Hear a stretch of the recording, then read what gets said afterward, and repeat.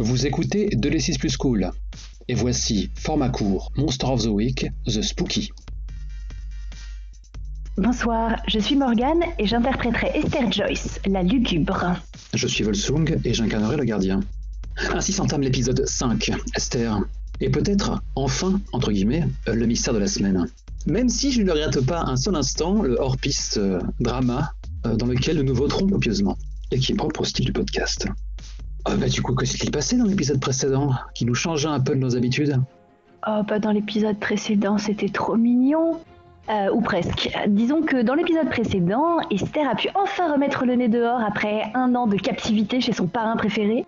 Elle a donc filé dardard retrouver son amour de toujours, Evan Matowska, qui est disquaire au Starlight Session. Et on a donc retrouvé Evan et on a également fait connaissance avec son oncle, l'inénarrable oncle Matowska. En un seul mot. Oui. Et après des retrouvailles émues, est arrivé un trouble fête, Donald Brown, journaliste de son état, qui est celui qui a pourri la vie d'Esther lorsqu'elle avait 12 ans, après la révélation de ses pouvoirs. Et ce petit malin a fait irruption dans ce beau moment de Slove. Tel un diable hors de sa boîte. Exactement.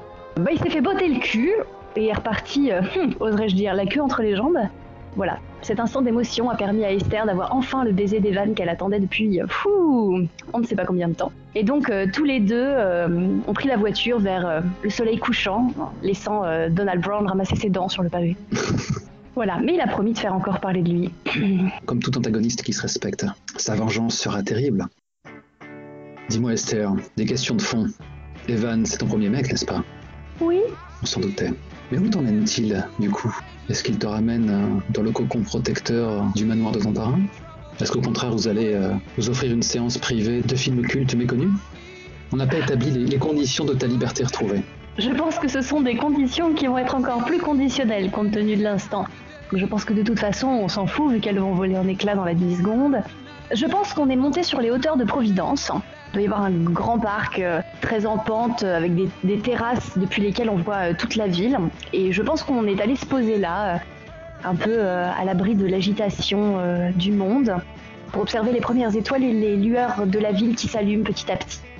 C'est une image très vivace que tu me dépeins là. Je pense qu'il y a une vieille couverture à carreaux naturellement qui a été posée à même l'herbe et que vous êtes allongés, lovés l'un contre l'autre. Et la radio doit tourner dans le bolide de Matowska Junior.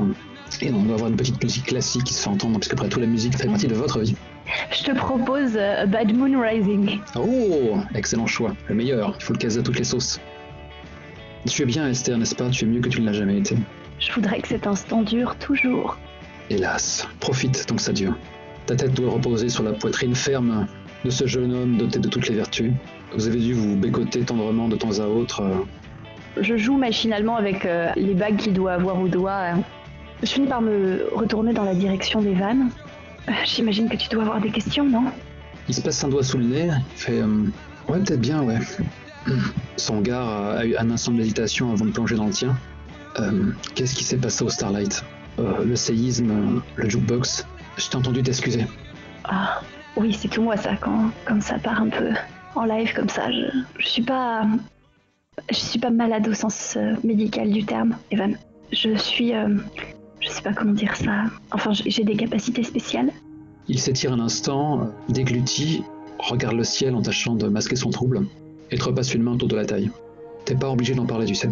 Ça fait 6 ans que j'évite le sujet. S'il y a quelqu'un qui doit être au courant ici, c'est toi. Je te fais pas le coup de la fille, tu sais. Je suis pas une fille comme les autres. Enfin, c'est pas comme dans les séries, tu vois. Il peut pas s'empêcher d'esquisser un sourire quand tu lui dis ça. Pourtant, à en croire mon oncle, qui ne tarit pas d'éloge un seul instant sur toi, y en a pas deux comme toi. Ah, ça, c'est rien de le dire. Ça arrête un peu mon élan. C'est beaucoup plus grave que ça, en fait. Ça pourrait être dangereux, tu sais, vraiment dangereux. Je regarde avec tendresse, mais mes yeux sont extrêmement sérieux. Petit froncement de sourcil imperceptible. Ah, ton oncle est un parrain de la mafia, c'est ça ? C'est pire.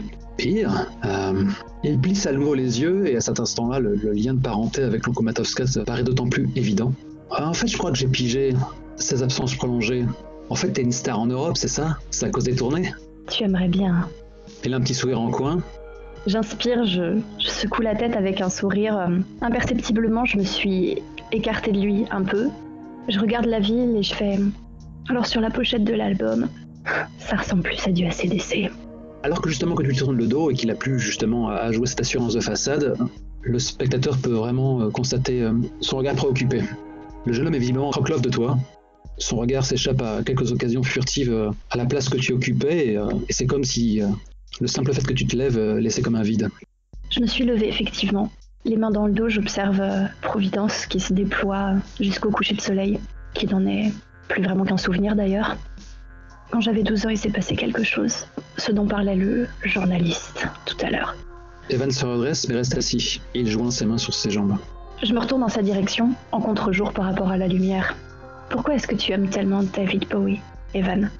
Son regard se perd sur les lueurs de la cité en contrebas, et il lance un tendre regard vers toi, avec un sourire chaleureux. Parce qu'il ne vient pas de cette planète, bien sûr. Il y a l'ancienne vague, la nouvelle vague, et puis il y a Bowie, quoi. Il est rétro et moderne à la fois, il est intemporel. Et le fait que David Bowie ait tellement d'alter ego sur scène, ça t'inquiète pas ? Pour le coup, il est surpris de ta remarque. Il y a toujours aussi cette naïveté chez ce bonhomme. C'est le jeu de scène qui veut ça. Tu savais que Freddie Mercury a toujours été pété de trac, en fait ? Qu'il a fallu qu'il lutte contre sa nature pour devenir cette bête de scène qu'on connaît tous ? Comment est-ce qu'il a fait ça ? J'aimerais bien connaître son secret. Il a dû puiser au fond de lui-même pour se réinventer ainsi. Au fond de lui-même ?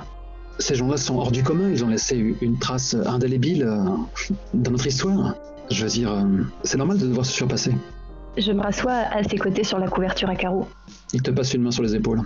Ok, peut-être qu'en fait, Freddy était bien entouré. J'écarte les mains.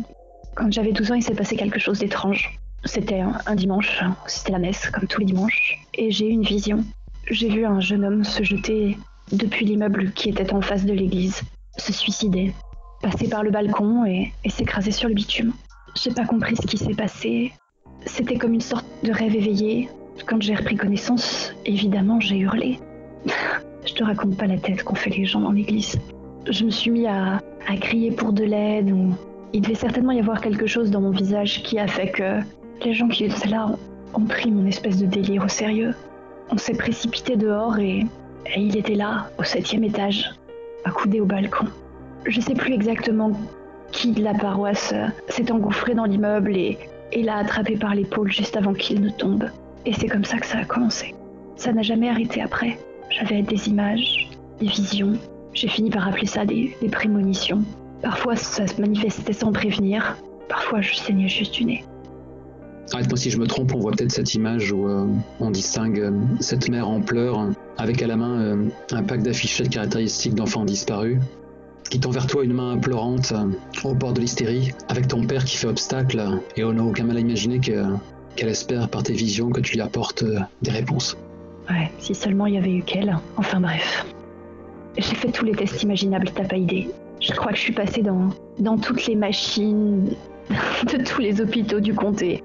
J'ai vu tous les religieux, tous les spiritistes. J'ai jamais su pourquoi. Il y en a qui ont trouvé que c'était un don, peut-être, de voir les choses terribles avant qu'elles n'arrivent.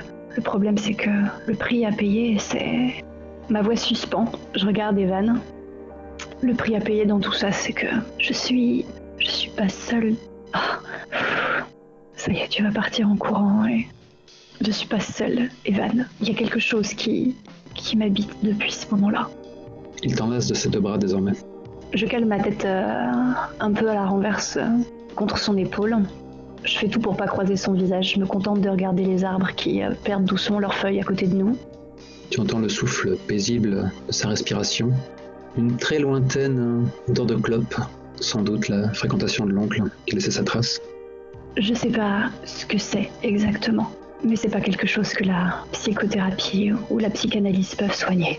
C'est plus obscur que ça. Je te le dis parce que un jour, sûrement, tu vas la croiser. Et ça n'a rien à voir avec David Bowie, rien du tout. Ça n'a rien à voir avec la scène et... Cette chose en moi est monstrueuse. On a une vision d'ensemble de votre étreinte, alors que la nuit est bel et bien tombée. Et dans le champ, on a quand même la vision d'un banc où, vous tournant le dos, il y a ce qui ne peut être que ton reflet. Elle a les jambes qui battent dans le vide, elle hoche la tête au rythme d'une musique qu'elle seule peut entendre, et on ne voit pas son visage. Au plan suivant, elle a disparu. Je l'ai pas vue, moi. À toi de me le dire. Non. C'est peut-être mieux ainsi. Evan, si un jour elle revient, si elle se manifeste, je te demande une seule chose. Sois sûr que c'est pas moi. C'est pas moi. Elle est dangereuse. Je suis dangereuse. Pour ça que je vais pas à l'école. C'est pour ça que tu m'as pas vu pendant un an. L'épilepsie, c'était pas un mensonge, mais la cause, elle... Je frissonne. Ton frisson est contagieux. T'es toujours pas parti en courant? Délicatement, il pose ses deux mains sur tes joues, il dépose un premier baiser brûlant et t'embrasse à plusieurs reprises avec ferveur, comme s'il espérait par son affection chasser ta détresse. En tout cas, il me rend le sourire. Evan n'est pas ce genre de lâche qui te laissera dans ton marasme. Il n'a pas été écrit ainsi. Ouais, j'ai un peu gâché notre rendez-vous. Il baisse la tête, pour que ses mains se referment sur les tiennes. Il a presque un côté penaud l'espace d'un instant. Ne dis pas ça. J'ai sans doute pas tout compris, mais là tout de suite, ça n'a aucune espèce d'importance, ça ne change absolument rien. Quel que soit ce que tu traverses, on l'affrontera ensemble, t'as plus à être seul. Il lutte pour trouver ses mots. Matovska a raison, ça fait longtemps qu'on devrait être ensemble. T'as toujours été le rayon de soleil qui illuminait ma journée. Je te prends comme tu es, le bon et le mauvais, je m'en fiche. J'ai un vrai sourire. Il est très triste parce qu'il y a des choses que je voudrais lui dire, mais je me contente de me glisser dans ses bras et de fermer les yeux. Tu n'as aucune idée, pas vrai? On a un contre-champ et là, moi-même gardien, je me demande si c'est Esther qui a parlé ou si c'est quelqu'un d'autre. Du coup, je dirais pas que c'est de la terreur, mais est-ce qu'il y a une vraie frayeur dans le regard d'Evan? Parce que lui, il te connaît mieux que moi en fait. C'est indéniable. C'est toujours Esther là? Ah, bonne question. Oui, sans doute. Ok. Dans ce cas, il a peut-être eu juste l'ombre d'un doute. Il passe la langue sur sa lèvre, mais ne préfère rien dire et te serre plus fort. Ça fait beaucoup de choses à assimiler. Ouais. J'ai jamais été très douée pour ménager les gens. J'attends le moment où il va trouver mon 35 mm dans la poche intérieure de mon blouson, quoi. Oh, alors à l'heure actuelle, tu n'es pas armé, n'est-ce pas? Ah si. Si? Je sors plus jamais sans. Mais... La proximité de Milton? D'accord. Oh, c'est vraisemblable. Si Bah oui, ça fait un an que je vis avec lui, je peux te dire qu'au bout d'un moment, tu prends certaines habitudes. Hein. Le blouson est sur le siège passager ou tu le portes sur toi là tout de suite? Non, le blouson est resté sur le siège passager. Hein. T'as enroulé en boule dans la voiture, quoi. Sans quoi, il l'aurait senti. Hein. Ah oui. Non, t'inquiète, je te l'aurais dit avant. Ok. Du coup, sur cette note de doute, où le verre est peut-être dans la pomme... Il est dans la pomme. On a enfin fondu au noir. Où est-ce qu'on se retrouve? On est le lendemain matin, si c'est le cas, où se trouve-t-on? Il y a un fondu au noir, et le fondu au noir reste un peu à l'écran, et la seule chose que t'entends, c'est le bip d'un réveil. Donc la caméra est de retour, Esther émerge d'un oreiller à la recherche du téléphone qui est en train de sonner à tout va sur un bout du plancher. Elle l'attrape. Oh non, pas déjà. Elle coupe son téléphone. J'avais rendez-vous avec Milton. Elle se redresse d'un coup et saute du lit. Et donc en fait tu vois que je porte un t-shirt de mec quoi, il est vachement trop grand pour moi, il y a un loup amérindien dessus, enfin voilà quoi. Est-ce que cette chambre est un beau foutoir où il y a encore quelques vinyles qui traînent, il y a des posters vintage jaunis qui recouvrent les murs, assez classieux, comme autant d'apôtres qui ont veillé sur votre union? Foutoir pas trop, mais effectivement il y a des disques empilés un peu partout, il y a une basse qui traîne, il y a voilà. On voit juste les pieds d'Esther qui enjambent 2-3 trucs laissés au sol. Tu as la porte qui s'ouvre, on tombe sur un Evan en calbute, affichant sa tablette de chocolat, et c'est pour ça qu'on l'a casté. Il a un plateau à la main, mais bon, il a l'air un peu gauche, et il fait thé, café, céréales. Je me fige, un pied dans mon pantalon, un pied en dehors. T'as quelque chose sur le feu? J'avais oublié, j'ai cours, et je me permets de rajouter avec Milton. Est-ce que Evan connaît Milton? Peut-être qu'elle lui en a parlé un peu. Est-ce que tu l'as dépeint comme un oiseau de proie? J'ai pas noirci volontairement le tableau, mais c'est un peu mon geôlier quand même. D'accord. Tu sors de 1 an où tu es resté dans une sorte de captivité à être gavé de médocs et surveillé comme étant mentalement instable. Qu'est-ce qui a fait que tu as pu passer une nuit paisible avec ton promis sans qu'à nouveau ce téléphone ne cesse de t'empoisonner la vie? Est-ce que Milton et le couple Joyce a décidé que tu méritais cet instant de liberté? Et c'est en se rongeant les sangs qu'ils ont laissé ton téléphone tranquille? Je pense que j'ai, dans la voiture au retour, quand on était sur la route pour aller chez Evan, j'ai envoyé un message à Milton en fait en disant je dormirai chez Evan. Et j'ai coupé mon téléphone. Cash! Oh fuck, j'ai 18 ans, c'est bon maintenant. Hein. S'il est pas content, il a qu'à s'acheter une vie. Il a pas le budget. Oh, oui, c'est vrai que tout est passé dans les effets spéciaux. Ouais. Aïe. Tu grignoteras sur le trajet? Ah, je te dépose. J'attrape un donut sur le plateau d'Evan. Et juste avant que tu n'en arraches une bouchée, il interrompt la trajectoire de l'obstacle d'un revers de la main et te vole un baiser te faisant à nouveau rouler sur le plumard. Si je suis en retard, je dirais que c'est de ta faute. Je l'embrasse à nouveau. Et je pense qu'entre deux baisers passionnés, il lâche ok, j'assume, pas de problème, je peux tout endurer. Attends qu'on arrive sur le perron de la maison. Je finis par lui mettre un morceau de donuts dans la bouche pour qu'il me laisse finir de m'habiller tranquille. Et il s'étouffe de rire à moitié dessus. Il te regarde d'un rêveur assis en tailleur sur un tapis d'un goût désastreux. Qu'il y vienne le Milton, je me sens invincible. Le clash de deux titans. Tu sais qu'après notre petite escapade, il est possible qu'on ne me laisse plus remettre le nez dehors pour les 6 prochains mois. Et je suis peut-être optimiste. Ouais, écoute, je profiterai du voyage pour faire un peu de repérage et voir comment m'inviter dans ta chambre. Il y a une porte arrière qui donne sur la buanderie. Ok, je vais prendre des notes. Du coup, pour le coup, lui aussi s'habille en toute hâte. Et je pense que dans le fond, on l'entend Rebel, Rebel. J'attrape mon blouson, on me voit sortir la crosse de mon 35 mm, juste jeter un coup d'œil pour vérifier qu'il est bien là, bien tout ça. Et je vous attends, monsieur. Il n'a pas remarqué. Son visage disparaît sous une chemise. Ça n'empêche pas de descendre les escaliers en aveugle.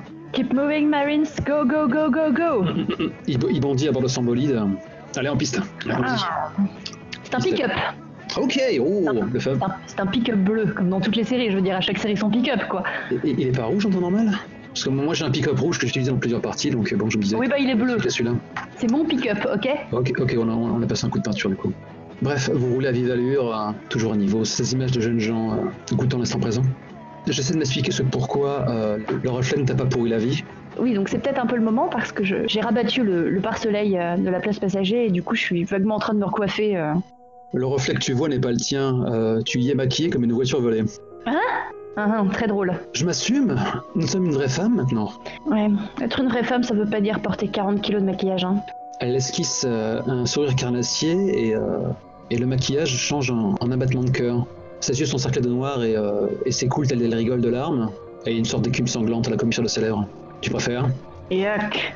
Je te prie de faire preuve d'un peu de respect. Je ne suis pas venu pourrir ton groove, tu as remarqué? Tu me demandes mon avis? Je n'ai pas voulu te priver de ta première fois. La prochaine fois, c'est mon tour. Je crois pas, non. On verra. Elle tourne la tête en direction d'Evan et elle... Je replie le pare-soleil. je m'apprête à l'écrire en train de faire une sorte de rugissement de chat sur un toit, du genre... Eh ben non. Non. C'est ça. Au bout d'un moment, je la connais bien quand même. Hein. Et elle ne vient plus te déranger. Alors que tu sais qu'elle fut un temps où elle aurait eu aucun mal à le faire. Peut-être que c'est toi qui a plus d'emprise sur elle, qui sait. Étrangement sage. Ouais, t'es suspect, n'est-ce pas? Un peu, ouais. Elle est pas du genre à faire ce qu'on lui demande. Le pick-up est désormais stationné devant le manoir, qui vous couvre de son ombre imposante, tel l'oiseau de proie que j'ai précédemment décrit. Ouais, il y a 2 choses affreuses dans la vie, affronter un loup-garou et arriver chez Milton. Evan t'a pas entendu, il vient de lâcher un sifflement sonore. Ah ouais, quand même. Ouais, bienvenue chez mon agent de probation. Il finit par sortir d'un coup de rein du véhicule et puis fait le tour et vient d'ouvrir la porte. Je sors du véhicule. Merci bien. Il te regarde par en dessous. Tu pensais que j'allais t'abandonner seul ici? Tu veux rentrer prendre un café?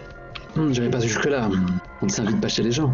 Mais si je peux t'escorter jusqu'au pas de la porte et croiser la gare du parrain, ça fera des choses à raconter. Je lui tape sur l'épaule. À tes risques et périls. Depuis le temps que j'entends parler, il faut que je voie le fauve de près. Ah bah, ouais. Du coup, j'attrape mon sac, je le mets par-dessus mon épaule et j'avale les marches. Et j'entrouvre la porte, je passe une tête à l'intérieur. Je suis là. J'avise le parapluie qui attend dans un range parapluie à l'entrée en me disant que je pourrais toujours m'en servir si jamais il m'arrive malheur. Ouais, il te charge. C'est pas la première fois qu'il me fait le coup en plus. Oh, car tu dois toujours rester sur sa guet. C'est ça. Aujourd'hui, la hache à deux mains. Esquive. C'est exactement ça. C'était cours de quoi, techniquement? C'était cours de l'occulte? C'était comment réussir à survivre à sa rencontre avec une banshee? Ou c'était vraiment...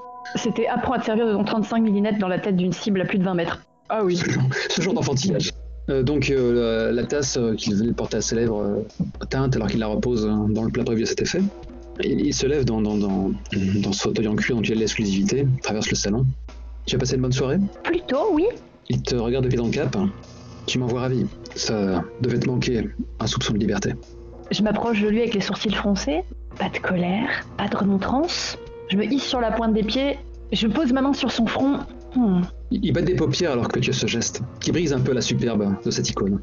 Je devrais, Esther. Il y a raison de me courroucer. Non. Je pense que c'est à ce moment-là que Evan apparaît dans l'encadrement de la porte. Ouais, je pense qu'il a entendu le léger bourdonnement de votre conversation. Il a fini par oser un regard. Et à ce moment-là, Milton, sans même le gratifier d'un regard, et déclare je n'ai pas le plaisir de vous connaître. Evan, Milton. Milton, Evan. Sois gentil, s'il te plaît. Il finit par le gratifier de son regard bleu acier, appuyé. Et moi, je découvre Evan plus grande gueule que je ne le connaissais. Donc il se tient de toute sa hauteur. Ces deux hommes sont grands et difficile à dire de combien de centimètres ils se disputent. C'est quoi, c'est un combat de coq ou bien c'est moi qui fais le commentaire, c'est pas évident. Evan finit par hasarder une main dans sa direction. Enchanté. Et d'une même voix, il déclare « J'ai beaucoup entendu parler de vous. » C'est peu de le dire. Moi, j'ai arrêté de respirer, hein. Et il y a effectivement cette poignée de main qui s'éternise un peu.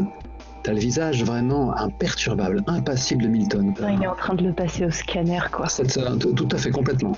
Je pense qu'il est en train de... Oh là là, j'ai même une scène à la Sherlock où il se demande en combien de coups il pourrait le sécher sur le canapé.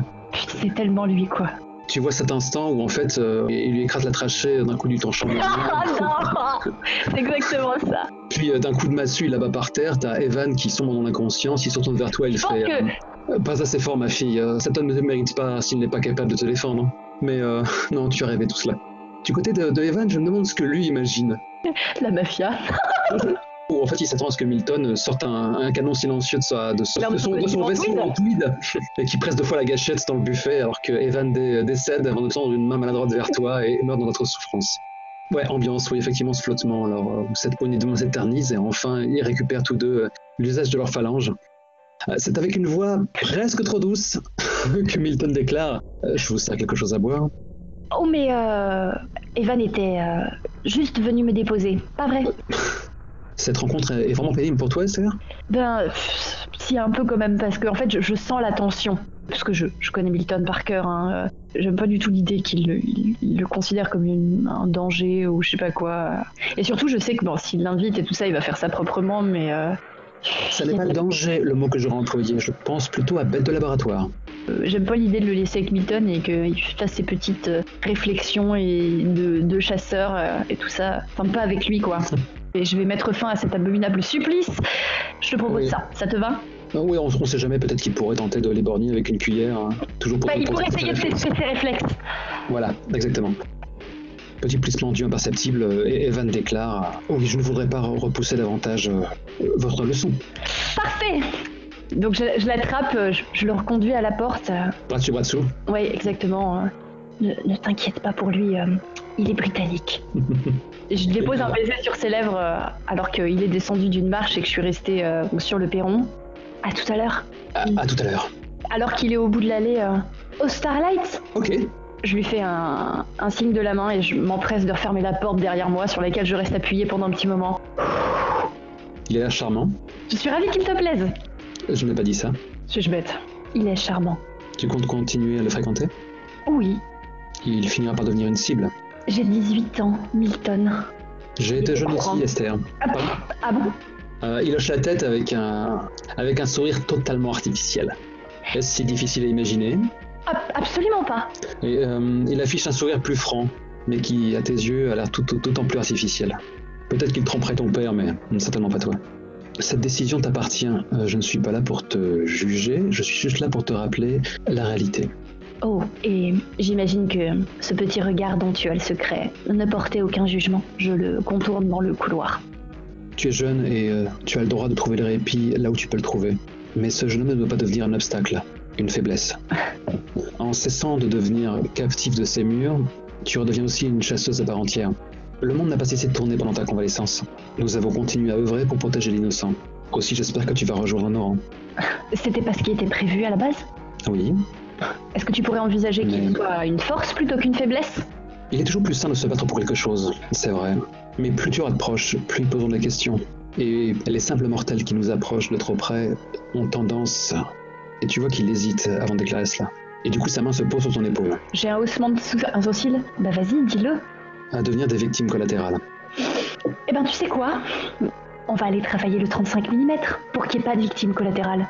Je le plante là et je descends vers la salle de tir. Et sur le trajet de cette fuite empressée, C'est pas une fuite, là pour le coup c'est...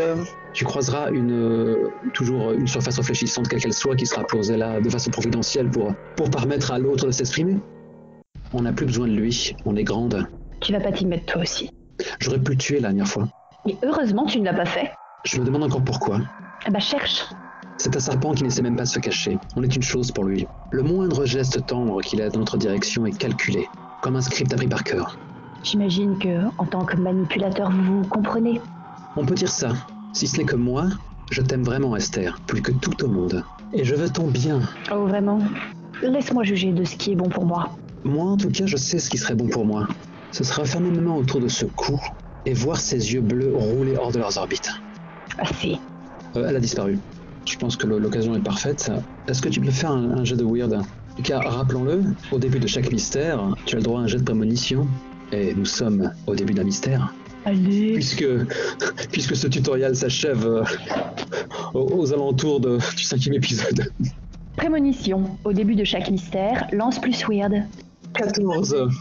Sur indice plus, tu obtiens une vision détaillée d'une calamité à venir. Tu auras un unique +1 pour l'empêcher et tu cocheras un XP si tu y parviens.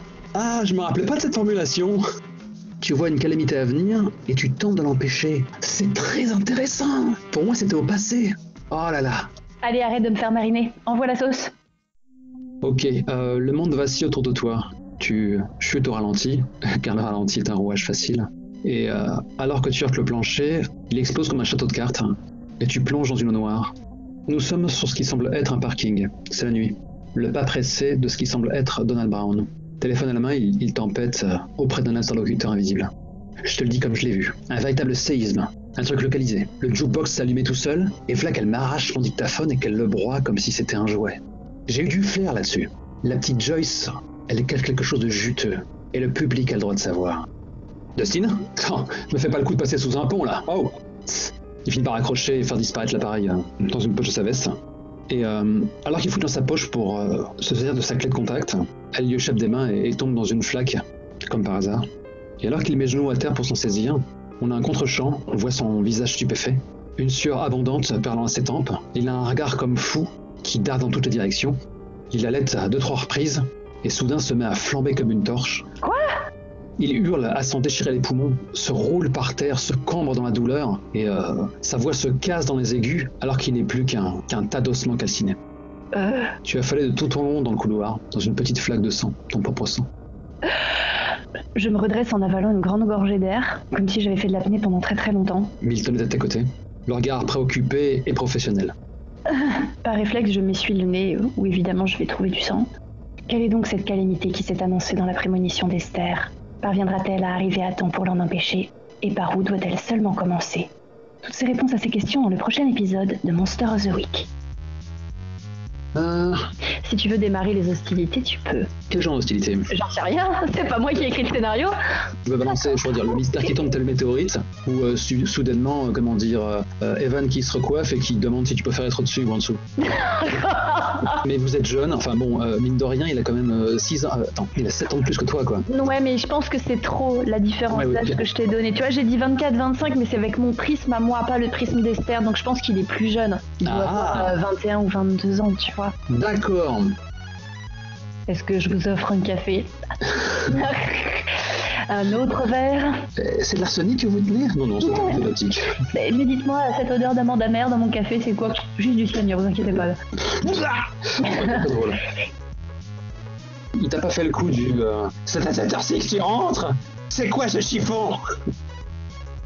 Si t'avais fait un 6 mois, je t'aurais défoncé, ça aurait été horrible. De toute façon, je fais ça à chaque fois. Sur les prémonitions, en général, je suis pas tendre. On commence à avoir l'habitude, hein. Ouais. Ouh, creepy. Eh ben, ça s'est fait. Bah voilà. Ça me rappelle quelque chose. Ah, bah c'est voulu. Je fais rien au hasard. Sans blague, la combustion spontanée. Qu'est-ce que ça fait de devoir sauver Donald Brown? Ça me casse les couilles.